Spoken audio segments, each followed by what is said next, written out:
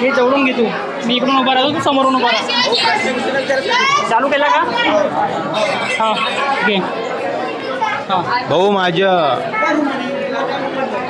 भाऊ माझे नाव लक्षजित मनोज गोरखेडे आहे. माझ्या प्रोजेक्टचं नाव प्लास्टिक पॉवर प्लांट आहे. आम्ही ओम सत्यसाई ज्युनियर अँड सिनियर कॉलेजमधून आलेलो आहोत. आमच्या प्रोजेक्टचा मेन एम असा आहे का बाबा या पृथ्वी तलावरून प्लास्टिकचा म्हणजे खात्मा झाला पाहिजे आणि जो प्रदूषण होत आहे त्याच्या पण नुकसान कमी झाला पाहिजे.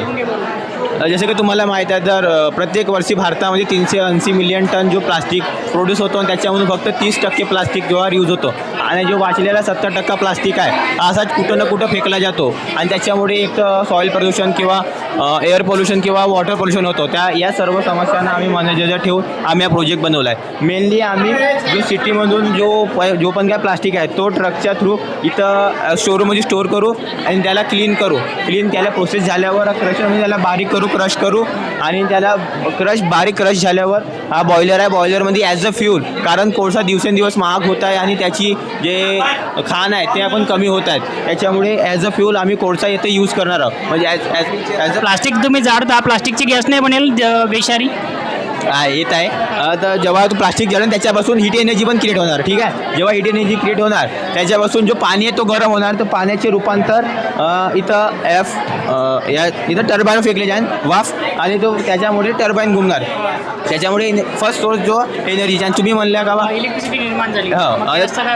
तुम्ही म्हणल्या ना का बा हे विषारू व्हायला त्यासाठी आम्ही ना फॉरेनची टेक्नॉलॉजी आहे, इंडियामध्ये नाही यूज केली जात. हे फॉरेनमध्ये एक टेक्नॉलॉजी केली जाते. याच्यापासून 95% जे टॉक्सिक गॅसेस आहेत ते खतम होतात आणि जो वाचलेला 5% आहे ना, आम्ही ह्या अल्फान्सो मँगोची गार्डनिंग केली आहे. याच्यामुळे तो 5% कंट्रोल होतो. आणि जेव्हा पण हे जे वाईंड मिल लावल्यात आम्ही, कारण जेव्हा पण या गार्डनिंगमध्ये हवा चालत त्याच्यामुळे हे वाईंड मिल घुमते आणि जो आमच्या एनर्जी आपल्याला जास्त मिळणार.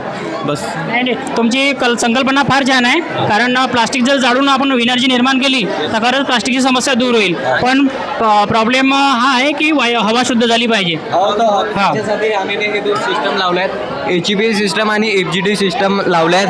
हे जो आहे ना फॉरेन टेक्नॉलॉजी आहे, एकदम नवीन टेक्नॉलॉजी आहे. याच्यामध्ये काय होते सर की जो बहुत सारे जो हार्मफुल एलिमेंट्स आहेत ते ॲब्झॉर्ब करून त्याला तिकडेच खतम करतात. अजून 90. ठीक आहे, आम्ही सर्च करू. धन्यवाद, छान आहे.